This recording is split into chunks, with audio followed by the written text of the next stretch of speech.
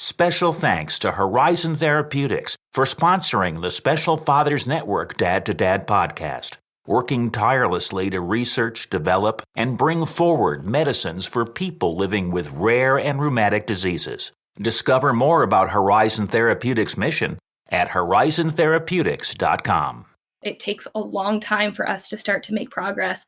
And there's a lot of trust and respect that needs to happen. And trust me, I've had my fair share of parents like, I don't think you're doing a good job. All my kid is just crying the whole time. And I'm like, just trust the process and we'll get there. And yeah, I think it's those moments where the families can kind of start to reflect of like, that's where we were. And because of the work that I've done, and of course other practitioners, because I know that I'm not always the only one on the case, but because of the work that we've done, we've been able to support these families. And honestly, that's really what lights me up. It's about supporting people, supporting parents, empowering parents, and helping them and their kiddos live the best lives that they possibly can. Hi, and thanks for listening to the Dad to Dad podcast, Fathers Mentoring Fathers of Children with Special Needs, presented by the Special Fathers Network. The Special Fathers Network is a dad-to-dad mentoring program for fathers raising children with special needs. Through our personalized matching process, new fathers with special needs children connect with mentor fathers in a similar situation. It's a great way for dads to support dads. To find out more, go to 21stcenturydads.org. And if you're a dad looking for help or would like to offer help, we'd be honored to have you join our closed Facebook group. Please go to facebook.com/groups and search Dad to Dad. I'm thrilled to be talking today with Sarah Putt of Seattle, Washington, a mother of a young child, the founder of the clinical director of the Sarah Bryan Therapy, and creator-host of the OT4Lyfe Podcast, dedicated to promoting and bringing awareness to the field of occupational therapy. Sarah, thank you for taking the time to do a podcast interview for the Special Fathers Network. Thank you, David, for having me. I am honored and really excited to be here and for the chat that we're going to have today. You and your husband, Ray, have been married for 7 years and the proud parents of a typical 1-year-old daughter. Let's start with some background. Where did you grow up? Tell me something about your family. Oh, I love this. All right. So I'm a California native. I was born outside of San Francisco, but basically I grew up in Los Angeles. And yeah, I mean, I say I'm a California native because most of the people that I have met in my adult life since being in California, they moved there. And so when people find out, they're like, you were born in California, and up until about 1.5 years ago, I was still living there. I now live in Seattle, Washington, because my husband got a new job and we had to move.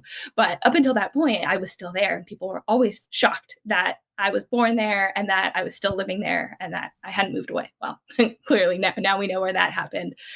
Gosh, a story about my family.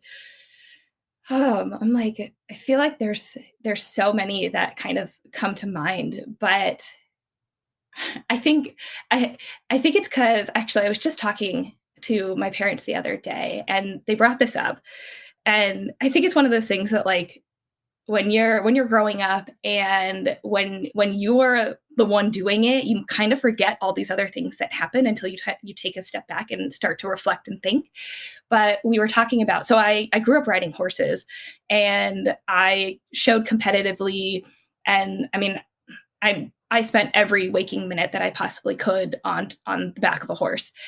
And my dad was actually a huge, both of my parents were huge support systems for me.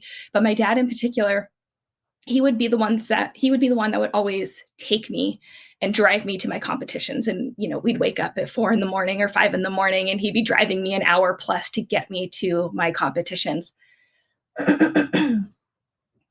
And I don't even know how it came up the other day, but we were talking about that and just how many hours, how many wake-up calls, how many miles the two of us spent as he was taking me to my competitions. And my mom would show up later, but it was always him that was driving me to these events, you know, all throughout Los Angeles.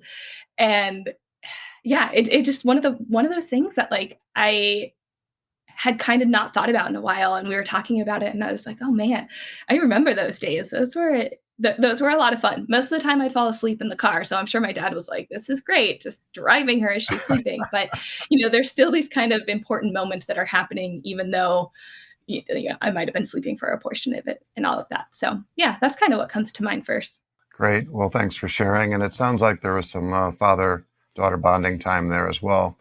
Did you have any siblings growing up? Yes. Yeah. I have an older sister. She's 3 years older. And is she also in California or?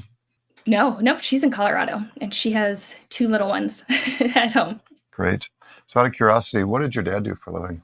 He was an engineer and he's now retired. What type of engineering did he do, or what type of work did he do? So he was doing like consulting engineering and worked in kind of the aerospace type stuff. A lot of, at least when he retired, a lot of the stuff he was not able to tell us about what he did. So I can't go into too many details there, but yeah. Okay. Well, thanks for sharing. How would you describe your relationship with your dad? It's special. I think it's one of those things that, I don't know, like when you talk about the relationship with your mom or the relationship with your dad, each one has kind of their special and unique meaning behind it and feeling behind it. And gosh, this is like making me a little teary just thinking about it. Like it's definitely a special relationship that the two of us have. And I know that he supports me in whatever I do and all my crazy ideas. And it's been pretty cool to kind of watch how it's developed and maybe changed throughout, me being a child and then becoming an adolescence and then going off to college, going to grad school, and now me becoming a mom myself. There's been some changes of just how we kind of operate, but I know that he's always there to support me. I know that he loves me. And I have to tell you, the smile that my daughter gets on her face and the noise that she makes when she sees her Baba is like, oh my God, like every time I'll call and it's really funny. Like my mom will answer because usually I'm calling her phone. My dad's not the most technologically savvy person. And so my mom's talking to my daughter and, she's smiling and she's laughing and whatever. And then my dad will get on the screen and she stops what she's doing and she just lights up and she makes this like squeal.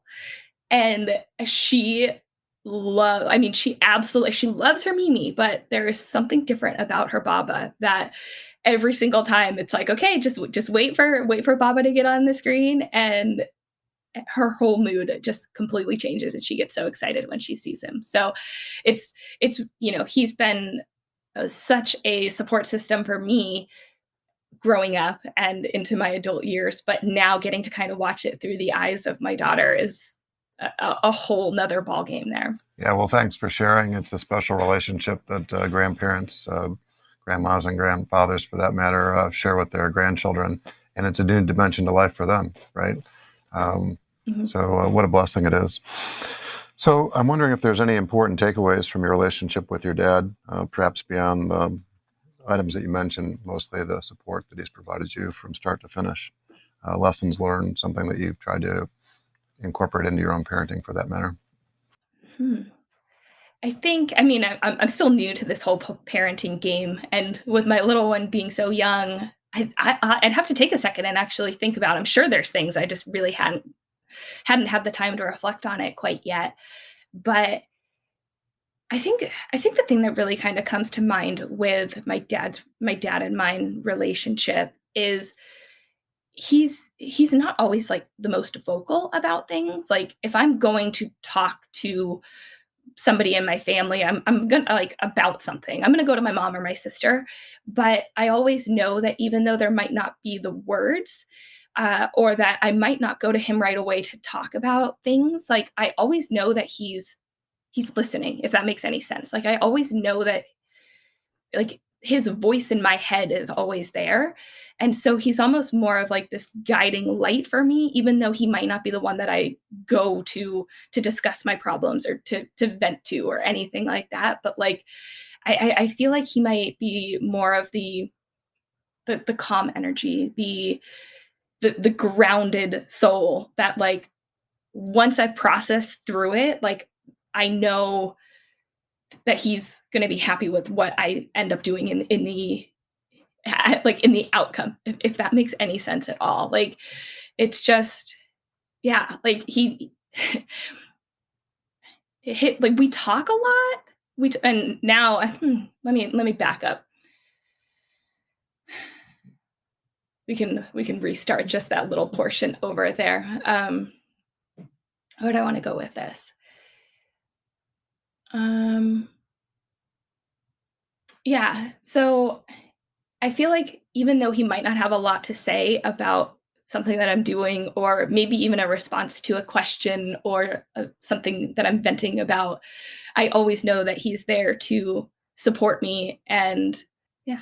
Yeah, what I think I hear you saying is that he has a presence, and while he might not be overly verbal or vocal, that he's made a strong impression on you, and that he's part of your conscience, right? You admire your dad and the love and affection that he's given you, and his opinion means something to you, right? That's what I heard you say.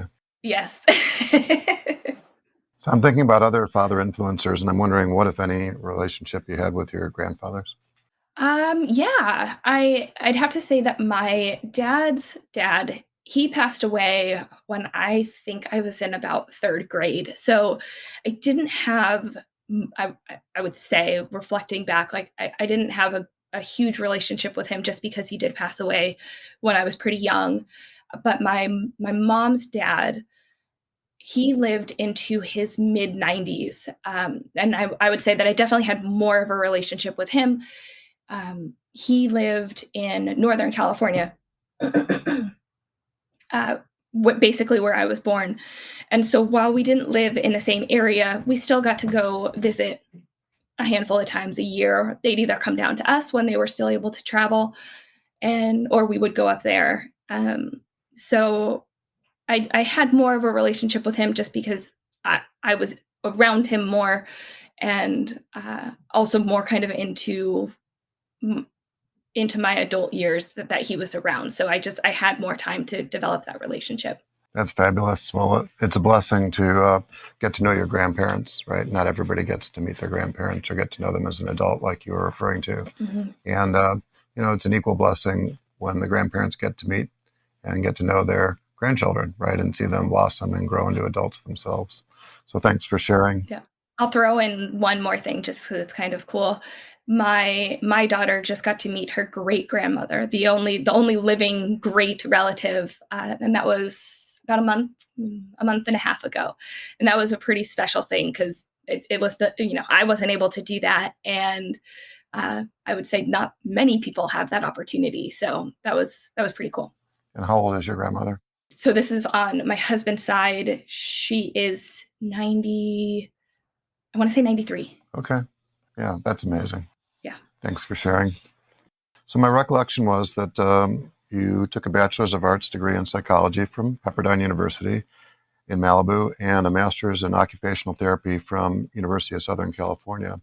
And I'm wondering, when you were starting your career, where did you think things were going to go? What were your early visions for where your career was going to go? If you would have asked me when I was in middle school, high school, maybe early college, I forget when I actually kind of changed my mind, but I grew up knowing that I was going to become a veterinarian. Like, this goes back to the horse riding days. Like, I just, for whatever reason, you could call it an obsession. I loved animals. We had dogs and cats growing up. I owned a couple of horses, and I was like, I'm going to be a vet. And like one day I was like, I was thinking about it, and I was like, I don't think, even if I had to, I don't think that I could put an animal down. And that kind of was like, all right, I probably can't be a vet. It seems like a very kind of very little reason to ditch that path. But for whatever reason, it pulled me away from becoming a vet. And when I started in undergrad, I always knew that I liked helping people. I had worked at school districts before. I had volunteered at homeless shelters. I had done this type of stuff, but I really didn't know what I was going to do with my life. And I stumbled into an intro to psychology class and fell in love with it, like literally declared my major like that day, or maybe after the second class or something. And I was like, psychology is super cool. I really, really like learning about how people think, how to interact with people, and, all of that.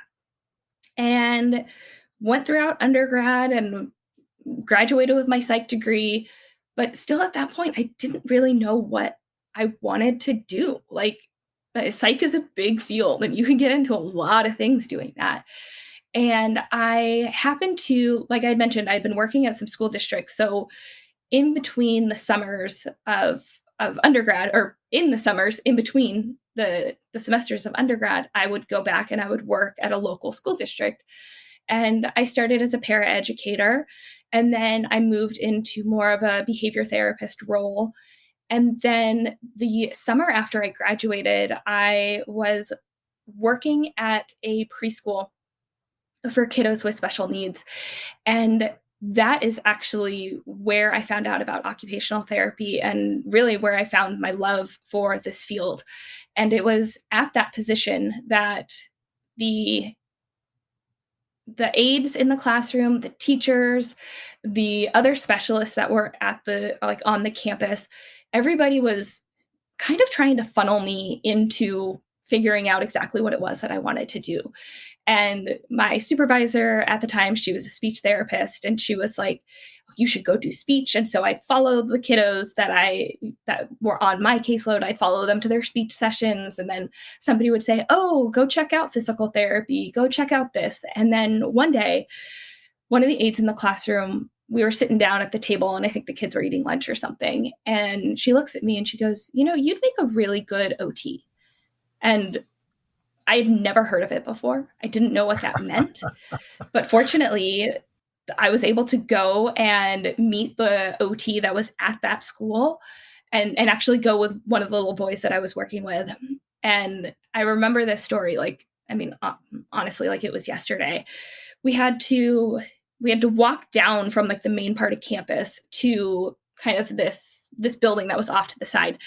And I'm walking down with the little boy, and he's all excited. And I'm like, I'm going to go check out this whole OT thing. I'm sure. I don't know what it is. Just letters to me at that point. And we walk into the room, we open the door, and the little boy's eyes just completely light up. I mean, he just gets so excited seeing all the toys, the ball pits, the scooter boards, the swings, everything that was in this little sensory clinic.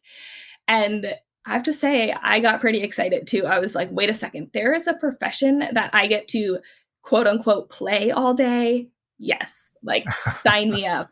And I met the OT there, and she was so passionate about her job. She loved it. And her energy just like oozed out of her while I was there. And pretty much that day, I went home. I started researching how to become an occupational therapist, where are occupational therapy programs that I can apply to. And I started less than a year later, and I haven't looked back. So was that what led to you getting your master's in occupational therapy at University of Southern California? Yep.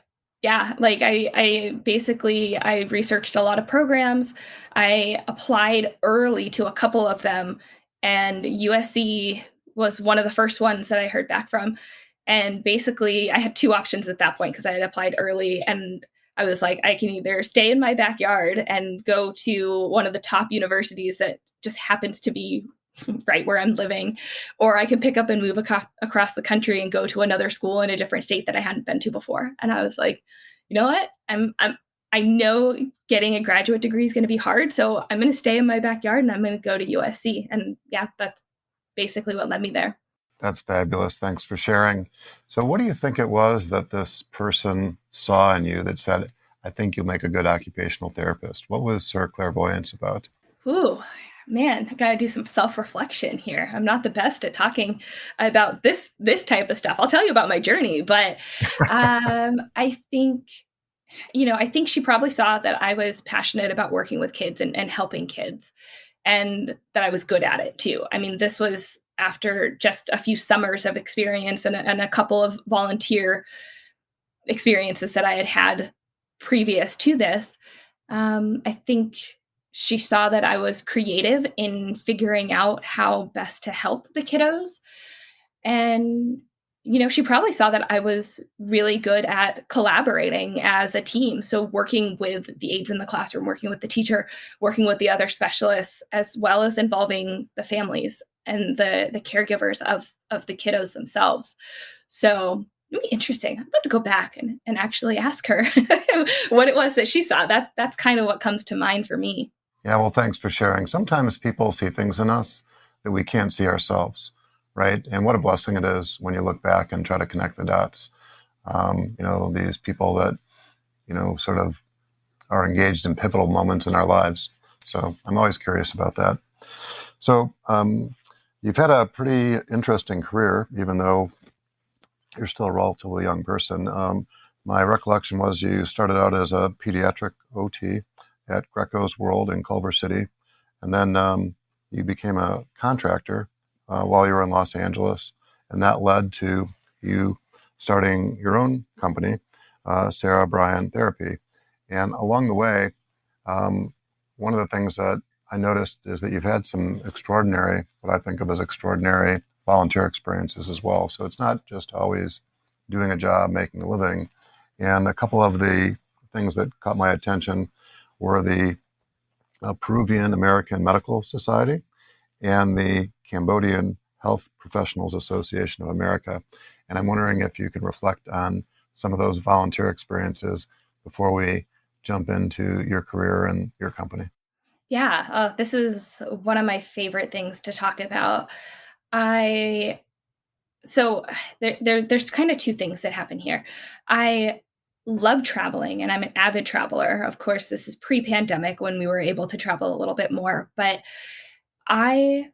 before COVID, I was going out of the country 3-4 times a year, as well as traveling domestically and going. I mean, I was constantly going places, and I love the aspect of travel to learn, to grow, to be pushed out of your comfort zone, to meet people that you've never met before, to eat food that you've never tried before, and to really be exposed to things that are outside of your comfort zone, what you're comfortable living in and kind of your day-to-day routines.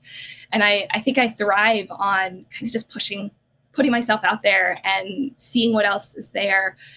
And so there's this huge travel piece that I love. But then after I'd been traveling for a while, I started to realize that I wanted to either meet local occupational therapy practitioners or students or faculty, or if there wasn't OTs there, that I wanted to be able to volunteer and give back some of the knowledge that I have to help some areas that might have limited or no access to occupational therapy.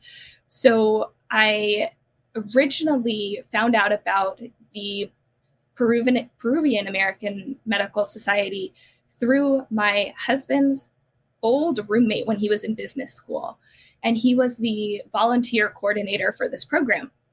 And he was telling me that they go to Peru every year, and it's a team of medical specialists, doctors, nurses, surgeons, psychologists. We've had speech language pathologists go, and then just like general volunteers that will show up, and we go for about a week or two.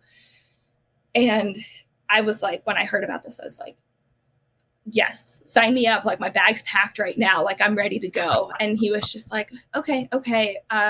We've never had an occupational therapist before.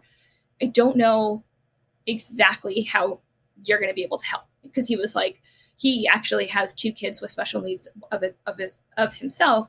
And so he had a general idea of what he did. And at that point, he's like, I'm not sure where you're going to fit into this medical trip. And I was like, okay, well, you know how to find me. Like, come back, because I'm ready. Like, that bag's just going to stay packed until you give me the go ahead. And I think I waited about 2, maybe 3 years.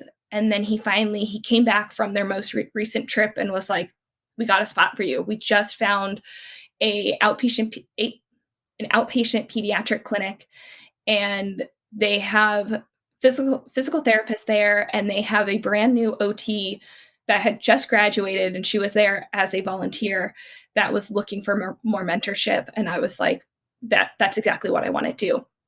And so I was able to go with them that next year.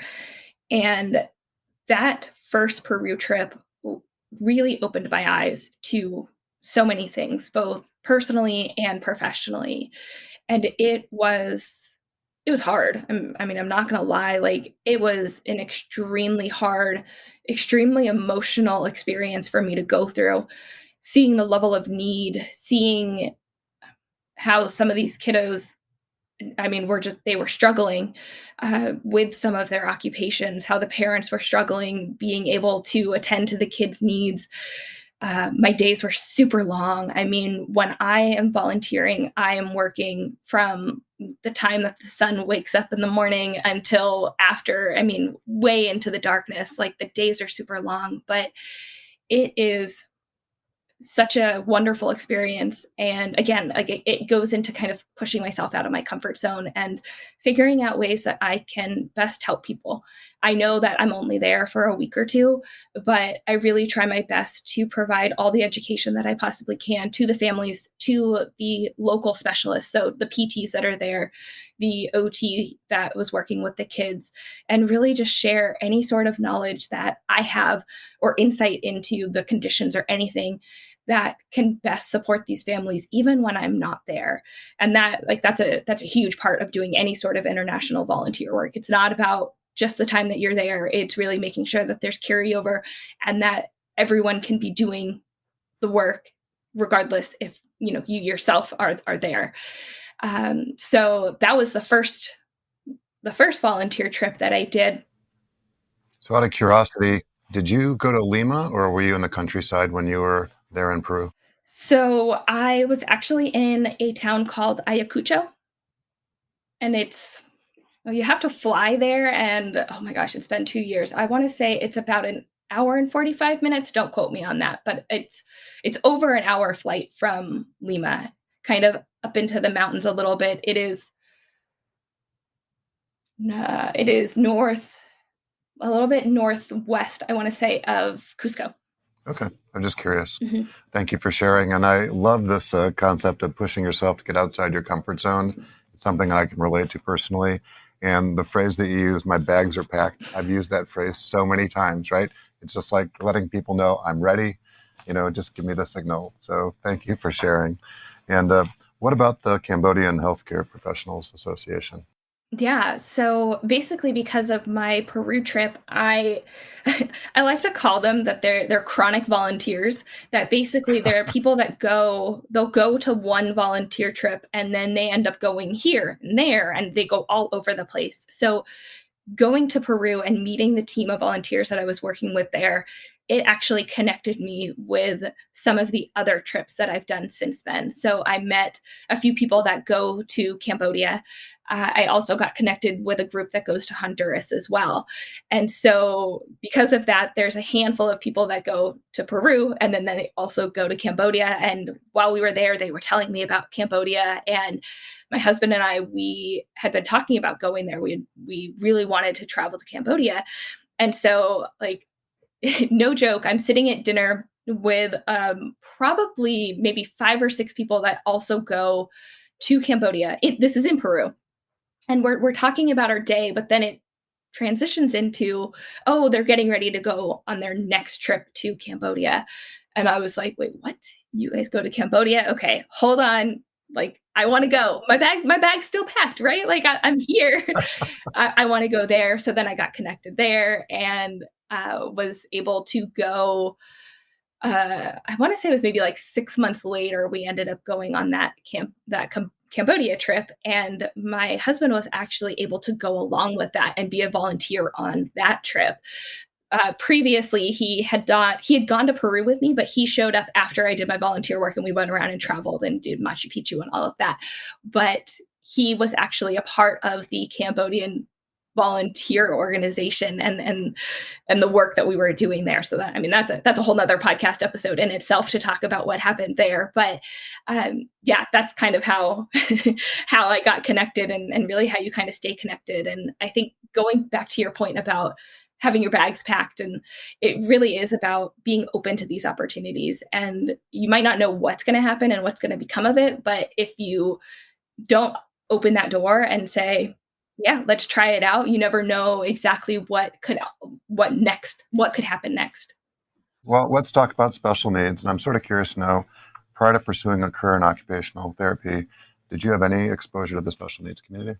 Yes, a little bit. Like I had mentioned, working in the school district, so being a paraeducator, being a behavior therapist, I had, I would say limited. Now looking back, like I had some experience with it.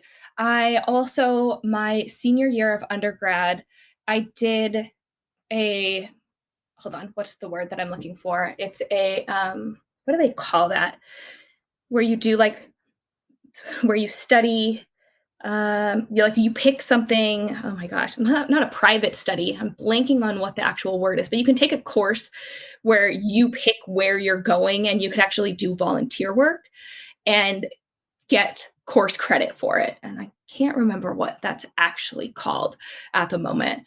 Like maybe like a directed study or something like that. And I volunteered at a special needs preschool while I was there. And I think I was going 2 days a week. It's been a while since I was there. But yeah, I think I would go like Tuesdays and Fridays or something like that. And thinking back, that was probably one of the experiences that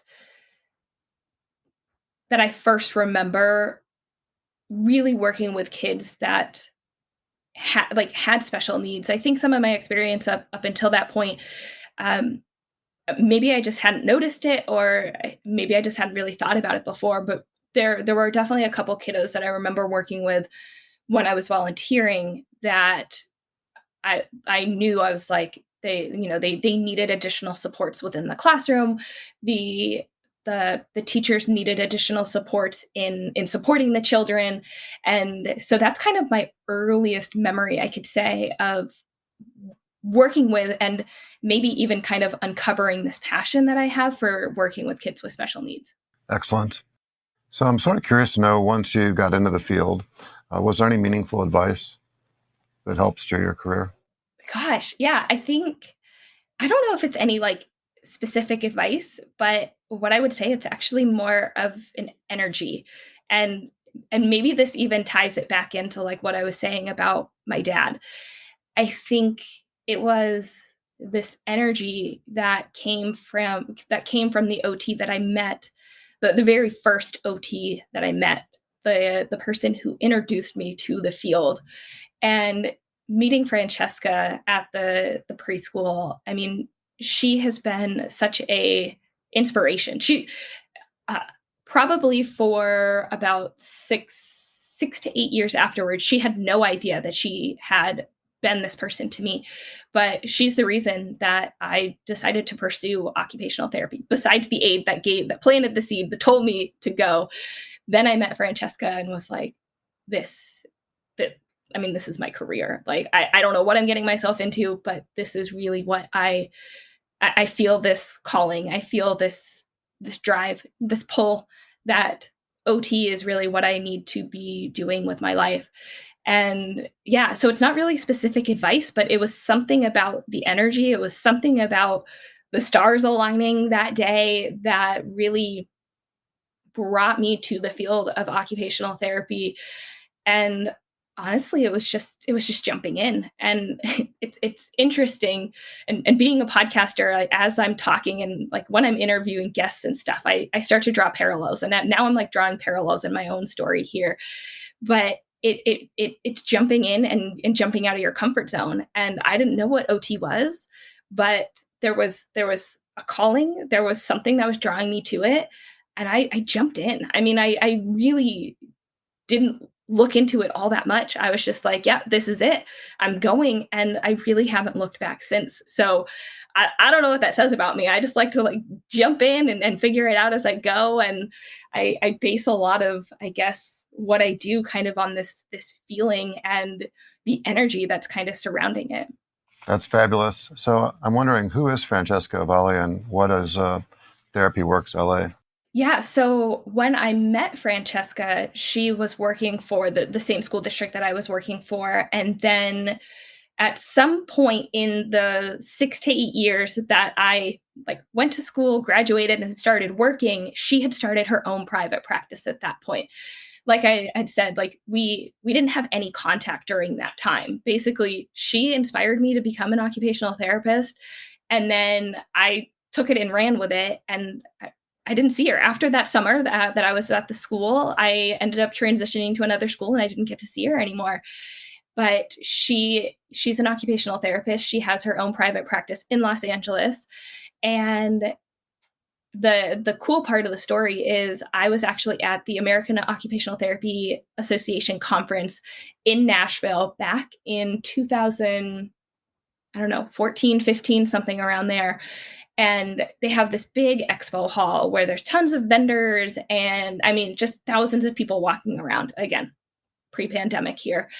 And I remember walking through and I was by myself. I showed up to that conference. I'd never gone to any of the AOTA conferences before. I showed up to that conference and I was walking around and all of a sudden I like walk past this booth and I'm like, I know that girl. I know her somehow. I don't know how, but I know her.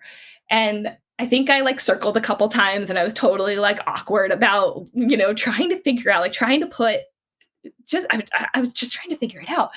And then finally it dawned on me and I was like, oh my gosh, she is the reason that I became an occupational therapist.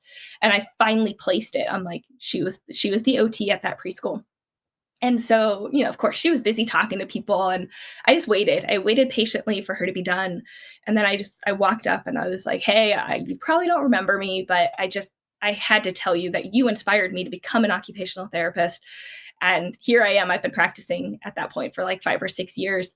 And since that day, now, I mean, we talk more on a regular basis and we stay in better contact. And she was just like, I had no idea that I had inspired you in that way.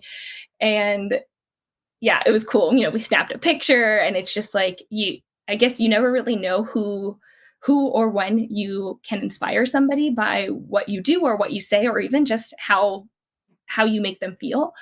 And she had no idea until I came back and was like, yeah, I went to OT school. Now I'm a practitioner. I had just started my own company at that point, and it's all because of her. That's fabulous.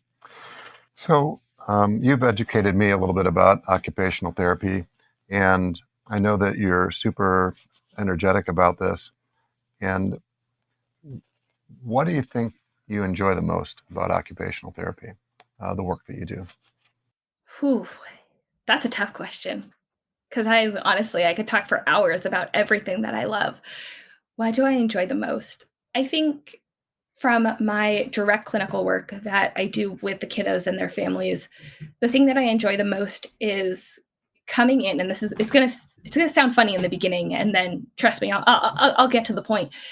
But coming in and feeling all of the stress and emotions and anxiety and guilt and whatever these kind of maybe not so positive emotions are from the family and from the kiddos when they're first getting a diagnosis, when they're first just starting to maybe realize that their kiddos aren't meeting their milestones, or maybe a doctor has said something like, hey, you should really get this checked out, or the parents are really struggling with something within their child's life.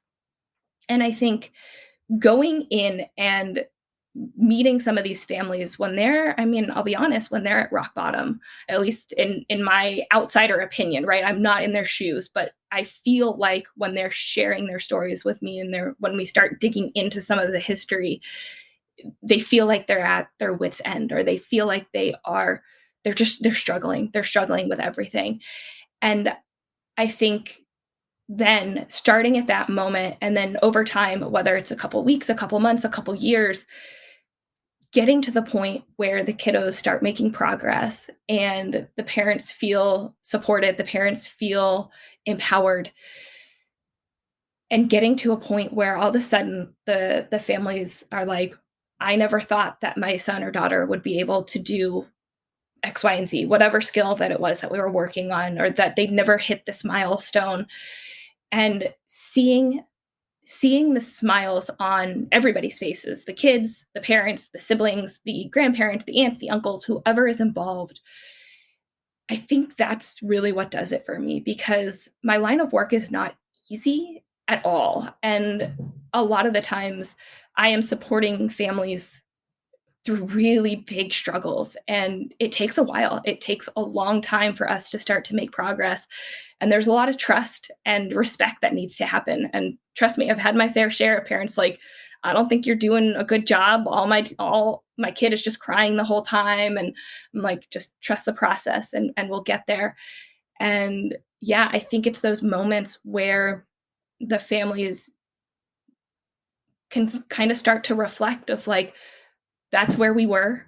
And because of the work that I've done, and of course other practitioners, because I know that I'm not always the only one on the case, but because of the work that we've done, we've been able to support these families. And honestly, that's really what lights me up. It's about supporting people, supporting parents, empowering parents, and helping them and their kiddos live the best lives that they possibly can. Yeah, well, thanks for sharing. And what I think I heard you say, that learning and understanding where they're at was meeting the families where they're at, right? And each family is a little bit different, so it takes some time just to put your hands around or wrap your mind around what's going on, like the bigger picture, right? Not just at the child's level, but what's going on, what are the family dynamics? That's what I think I heard you say. And then helping identifying what is the underlying cause or concern, and then coming up with a solution, right? What's the strategy or what's the plan? And then trying to implement that plan. And like you said, sometimes things progress very quickly and other times maybe not so much so, right? Because, we're all human beings, right? We're all wired a little bit differently, and, some things work and some things don't, right? You got to get another tool out of your toolbox and then, see, where's the leverage going to be, right? Where are we going to be able to make some forward progress? And sometimes, I don't know this from a firsthand experience in the OT world, but just from a business standpoint, sometimes it's one step forward, two steps backwards, or two steps forward, one step backward, right? And, you have to be flexible, right? If it was science, you'd just say, oh, take this pill and, give me a call in a week or two. But, we're talking about human nature, and, it's there's a lot of unknowns. That's my way of thinking about it.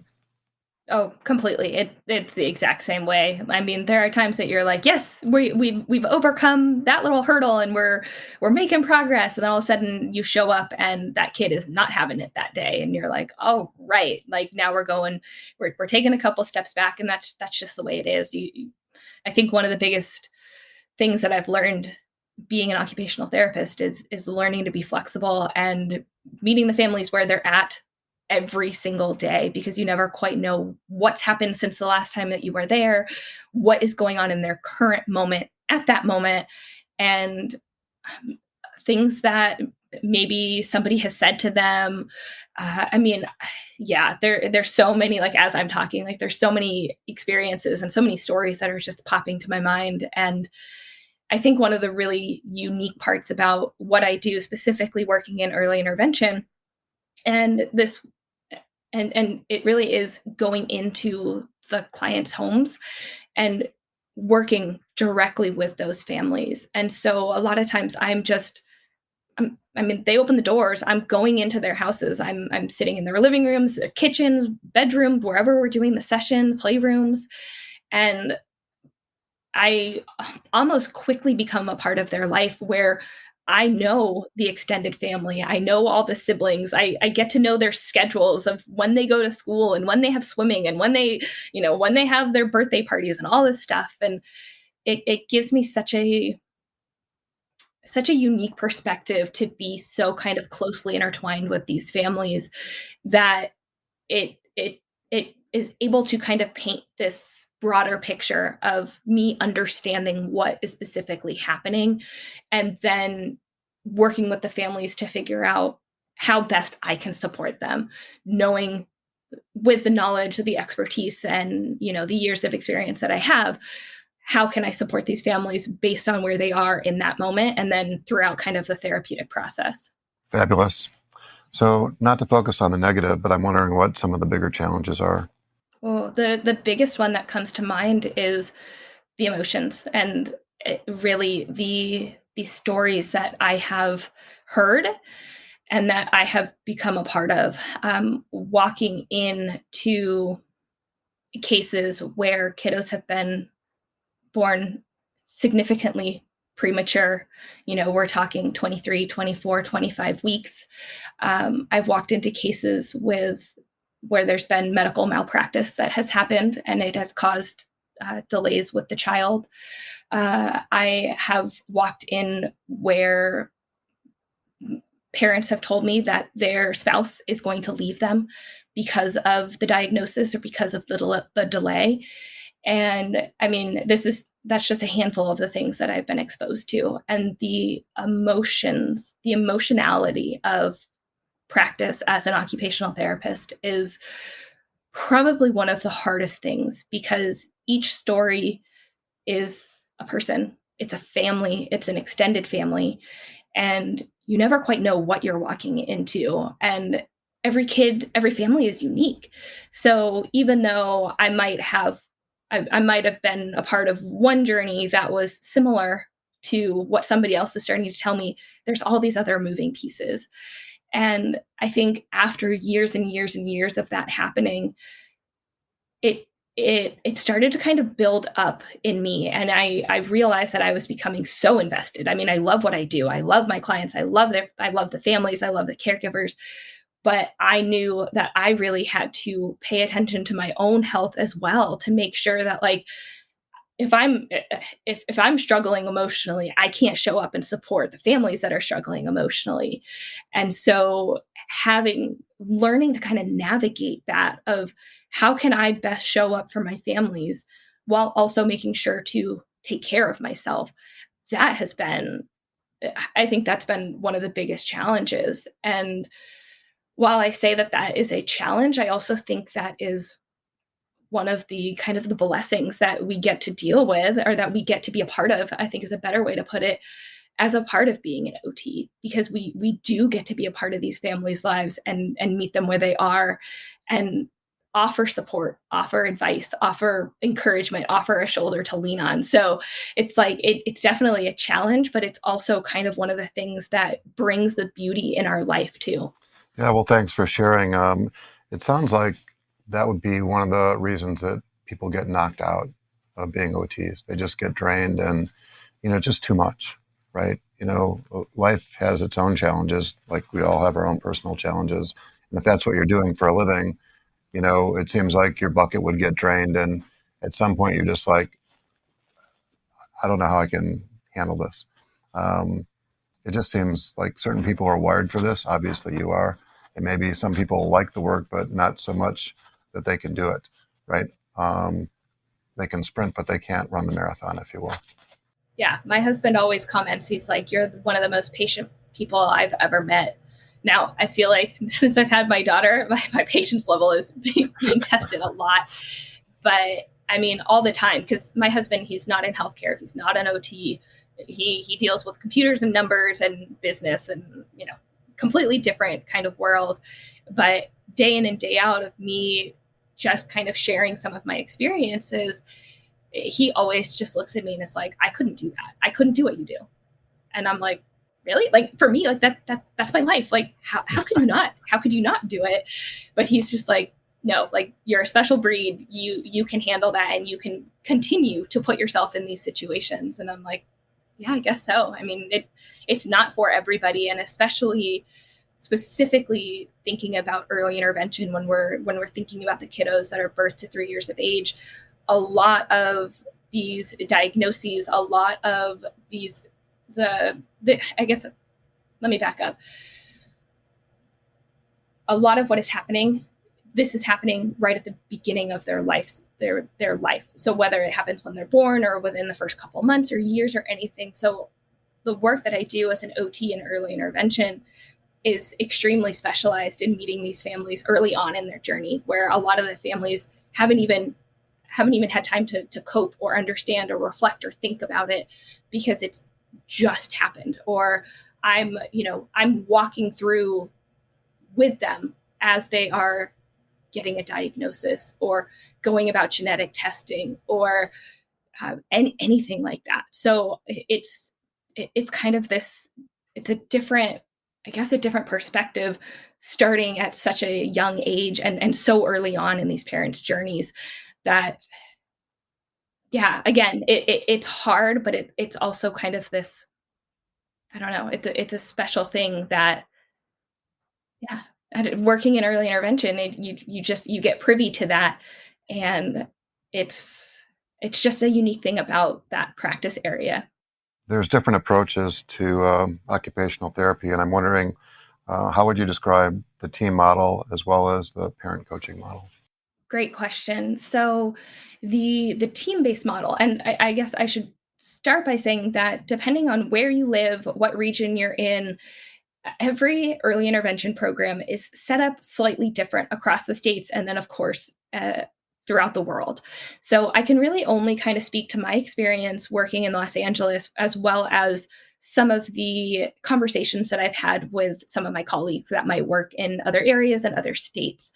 But basically, the team-based model is really focusing on having multiple various members of the team within the early intervention program. So that could be occupational therapy, physical therapy, speech language pathology, maybe some sort of ABA or behavior. There could be psychology. There could be nutrition, vision, hearing. I mean, there's lots of different specialists, again, depending on where you are. Infant stimulation is another one.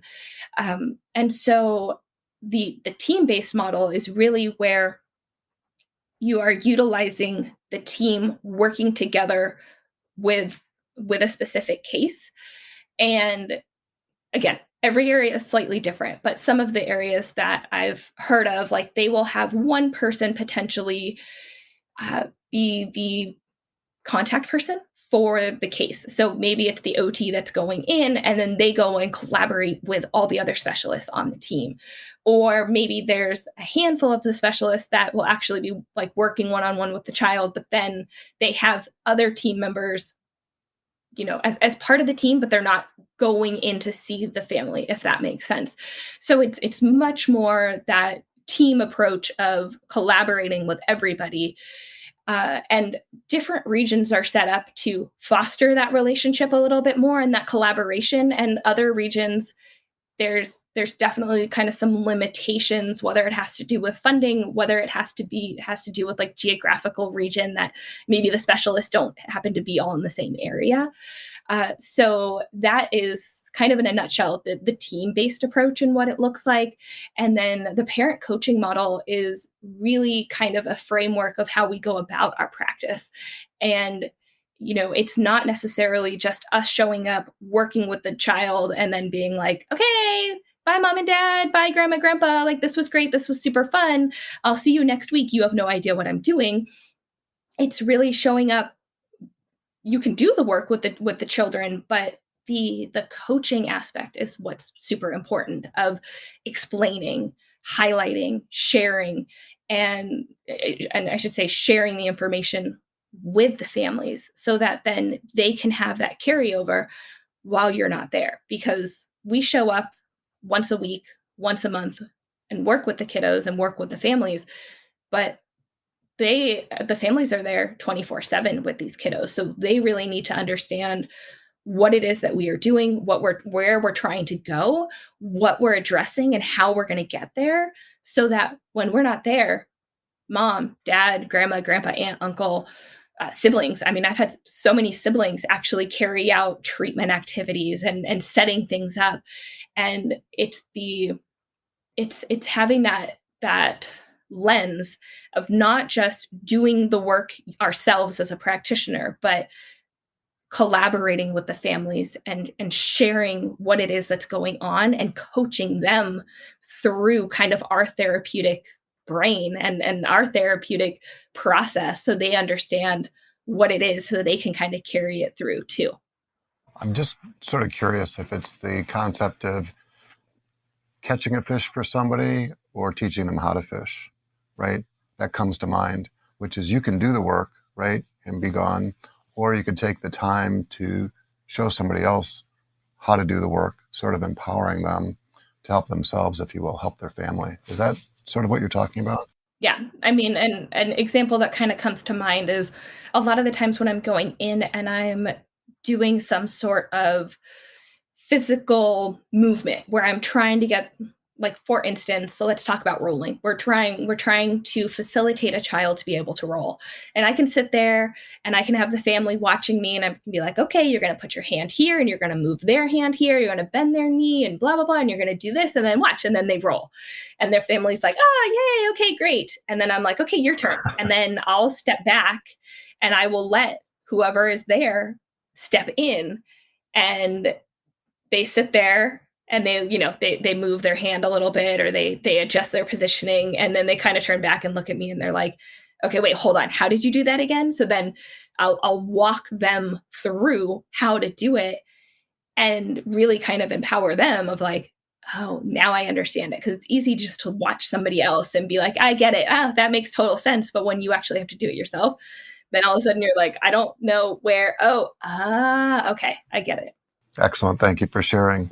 So let's talk about your podcast just a bit. You started it in October of 2018. You've had more than 100 episodes. What motivated you to create a podcast to become a host?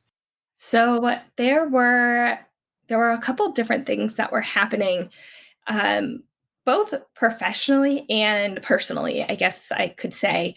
And professionally, based on some of the traveling that I was doing, based on going to these conferences, a lot of what I've brought up in this conversation already, I was meeting. Oh, and I should also add, I'm a fieldwork educator. So I also educate occupational therapy students as part of their internships too.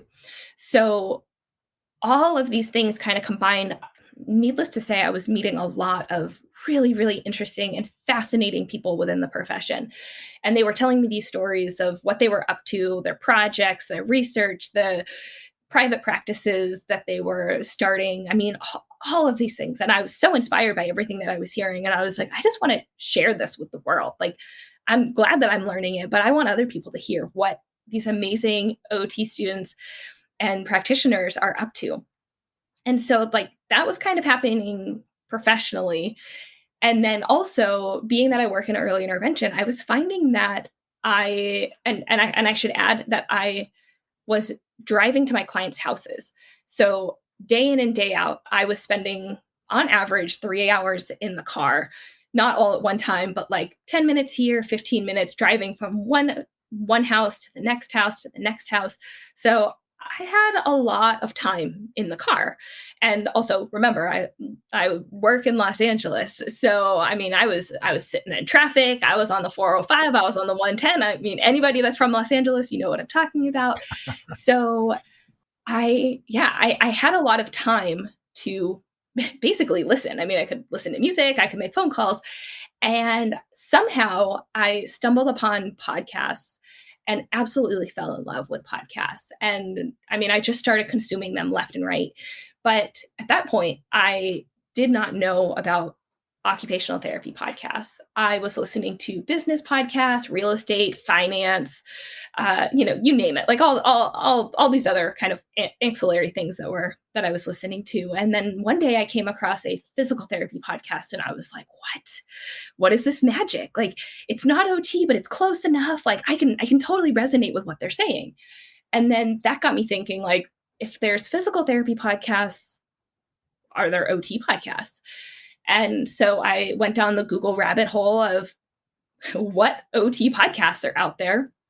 And at the point that I was doing this research, so this was probably 2017, before I started my show, I came across, and I want to say there was maybe three to five active OT podcasts that were actually putting out consistent episodes. There were a couple others that hadn't released in 6 months or a year or anything like that. And I was like, wow, there were hundreds of physical therapy podcasts, thousands of speech language podcasts at this point, and less than a handful OT podcasts. And I was like, something needs to change. So that was the professional side of it. Then I kind of have my personal reason for why I wanted to start a podcast, or maybe going back to wanting to push myself out of my comfort zone.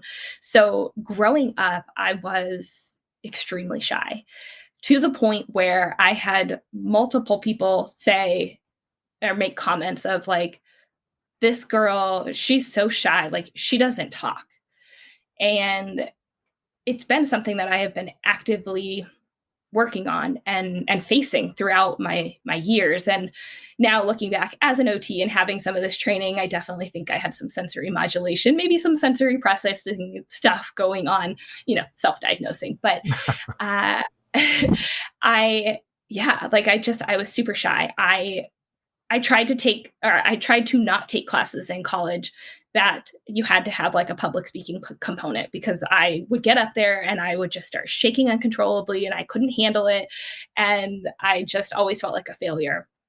And so after many, many years of really just kind of being like, I'm done. I don't want to hide from this. I don't want the anxiety that public speaking causes me anymore. I decided that I'm like, okay, there aren't enough OT podcasts. I want to share these stories that I'm hearing from the people that I'm meeting. And I want to overcome my own public speaking hesitations, anxiety. And so those kind of three things combined, I was like, well, I guess I'm starting my own show. I love the story. Thanks for sharing. I'm sort of curious to know, with as many episodes as you've done, is there an episode or two that comes to mind that you felt like is the most impactful? So, I've been asked that. I've been doing some, speaking of public speaking, I've been doing some presentations recently for some state OT conferences and some student groups at universities and whatnot. And everyone always tends to ask me, like, what's your favorite episode? And I think the two that really kind of come to mind for me, it's hard because every episode is unique. It's like me talking about my families, right? Like, I can't pick my favorite family, my favorite kiddo, because every story is so unique and every story is special in its own right. I think I'd have to say that my favorite episodes, or the ones that, I don't know, are the most meaningful or the most impactful, would be, I have two. So I have episode 50, and then I have episode 101. And actually what I've done for both of those episodes have almost been a reflection piece that I've done on the episodes up until that point. So episode 50 was basically, I shared clips from episode 1 to episode 49. And then I kind of threw in my own thoughts in this discussion. And then I did the same thing for episode 101, where I went from episode 51 to episode 100. And I was sharing clips from those shows in that episode. And so what that really means to me, and I guess the big reason for why I wanted to do that, was to highlight the voices of our field and really showcase community.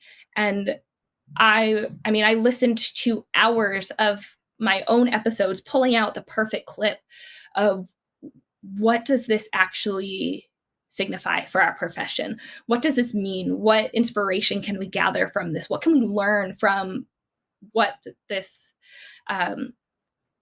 practitioner or what this student had said? And so I'd have to say that those two episodes probably stand out the most. And it's a little bit of a cop-out because those episodes encompass all the other episodes. So those are my favorites. Well, thanks for sharing. If I can paraphrase, it's like a highlights reel, right? You've gone back and you've taken some sound bites, or what I think of as the gold nuggets, right? From, some of the prior work that you've done or some of the content you've created. So I love it. So we'll definitely try to showcase those 2 episodes. So I'm thinking about advice now, and I'm wondering what advice you can share with parents, specifically dads, about helping raise a child with a disability. I think the biggest thing, and as I'm thinking about my response to this, I am honestly being flooded by memories of the dads, specifically the dads that I have worked with in my practice. And whether that is a stay-at-home dad or a work-from-home dad, that I am the one that I'm dealing with, I'd say most of the time, more often than the mom. Maybe the mom works outside of the house, or maybe they are a single dad or something like that. I'm thinking about those dads, but I'm also thinking about the dads that maybe didn't have the luxury to work from home or be a stay-at-home dad, but they would make the effort to show up to therapy, whether it was the 5 minutes that I'd show up and then they'd leave to go to work, or they'd come back at the very end of the session, or they'd pop in for a minute. I think the biggest piece of advice that I have is your presence is known. And I think that's shown in my own story, when I'm talking about my dad and how maybe he wasn't the most vocal, but his presence was known in my life. And so even if you can be there 100% of the time, or, if you have other responsibilities, knowing that your kid knows that when you are there, that your presence is there. And even when you're not there, that they can still feel your presence. And it will, and it can potentially have a guiding light for them. I think that's really what I've seen. And I mean, the experiences that I've had working so closely, and honestly, I've worked more often than not with moms, grandmothers, that aspect. I can really count all the dads that I've mainly dealt with and worked with. There's a special energy. There's a special bond that happens when I am working with the dads, or when they're involved, even if they are just popping in, and asking a question, or even just coming in and smiling that their son just did something that they hadn't been able to do. So I don't know if that's advice, but I think just knowing that your presence, and then also saying like your lack of presence, can be known. The word presence means a lot within the Special Fathers Network, because I talk about the importance of being present, not just financially, which is what the state cares about, but being present physically, emotionally, and spiritually in your child's life. And, it's the most important thing that a father can be, is just to be present. So thank you for emphasizing that. So I'm thinking about advice that you would share with moms about getting their husbands or the father of their children more engaged. I might come at this from a personal perspective rather than a professional perspective here, because I've definitely had some reflections now, having a daughter of my own and watching her interaction with her father. And I think, especially being a professional and having 12 plus years of experience working in pediatrics, specializing in early intervention, really understanding this birth to 3 years of age super well, I think a lot of things come easy to me. A lot of things specifically when I'm talking about engaging, playing, being with my daughter, a lot of things come easy, where I can read her signs, I can read her signals. And it's not to say that my husband can't do that. Like that's not it at all. But I just don't think it comes as quickly, or maybe that he thinks about things the same way that I do. I mean, we're all different, right?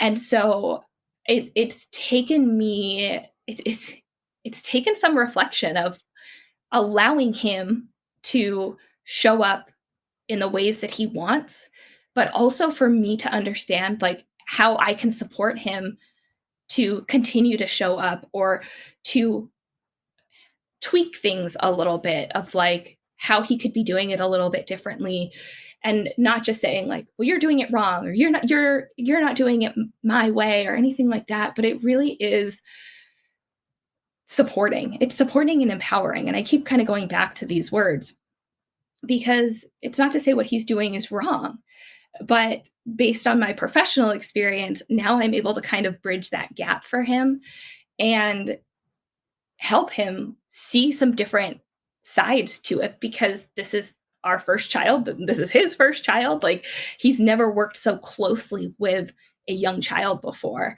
And I have to kind of put myself in check of like, I mean, because I'll see her like, 2 minutes before she starts crying, and I'm like, she's going to start crying. She's not going to like this. And he has to wait for her to start crying. And then he's like, what did I do? What just happened here?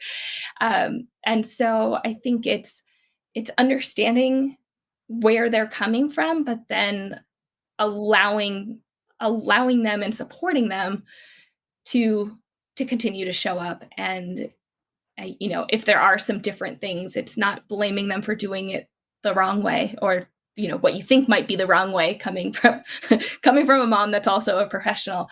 But yeah, I don't know. Does that make any sense there? I feel like I just went in circles.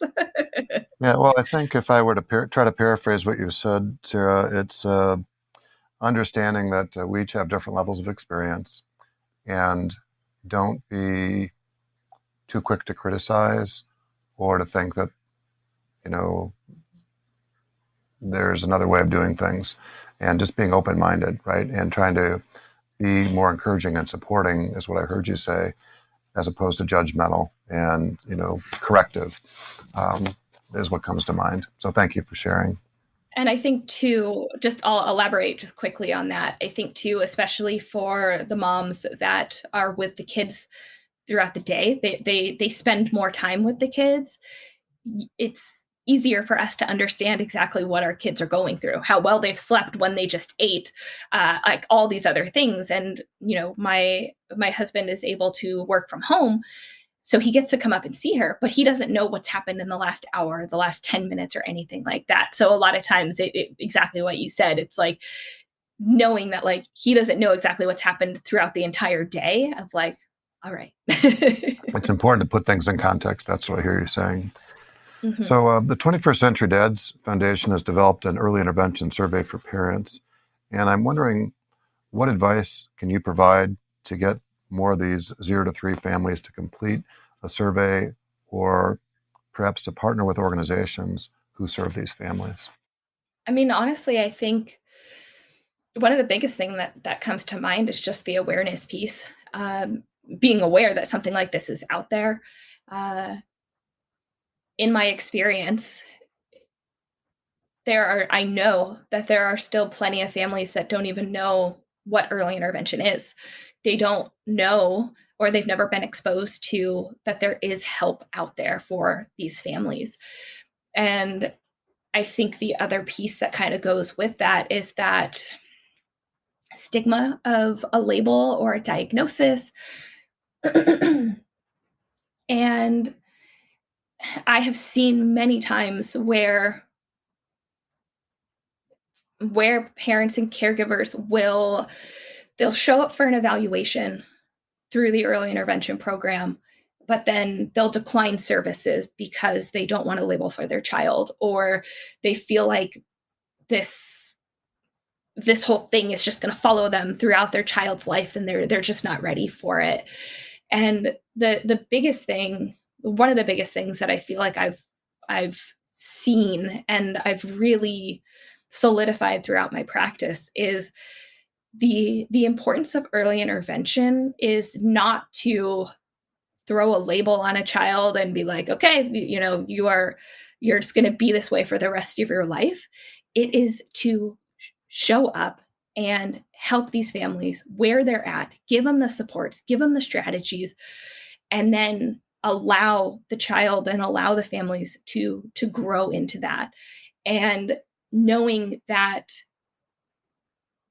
the earlier that we can start, the better potential outcomes that we can have is huge. And waiting, while I understand that there are people and they have their reasons that they're going to want to wait for services, getting in early is super, super important. So kind of going back to what you were saying, like with with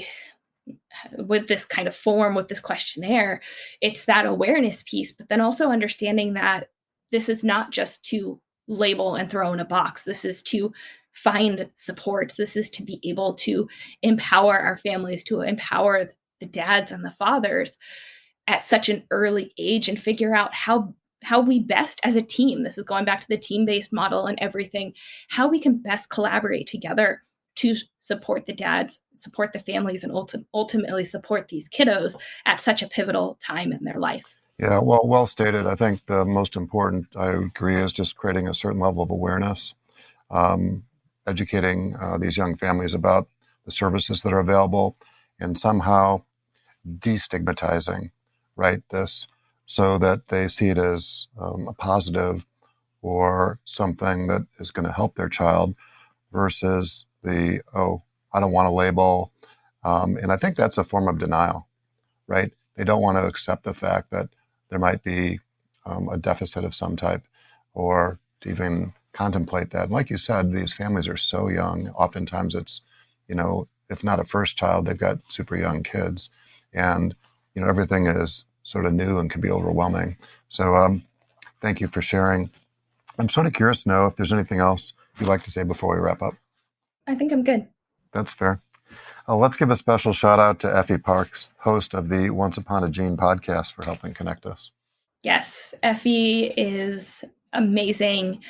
I have had the wonderful opportunity to bring her on my show and talk about the parent perspective, which for me, for my podcast, I'm mainly talking to occupational therapy practitioners and students and other specialists, right? I've had physical therapists on and speech language pathologists, but bringing on a parent who has had a kid that has gone through early intervention and continues to receive services and share her perspective, that has actually been one of the episodes that I've had a ton of people reach out to me, and they were like, thank you so much for sharing this, because for us as practitioners, it's so easy to get wrapped up in our day-to-day lives, to get wrapped up in the emotionality of what we're dealing with, to get wrapped up in documentation and insurance and productivity and all these other things that we have to deal with professionally.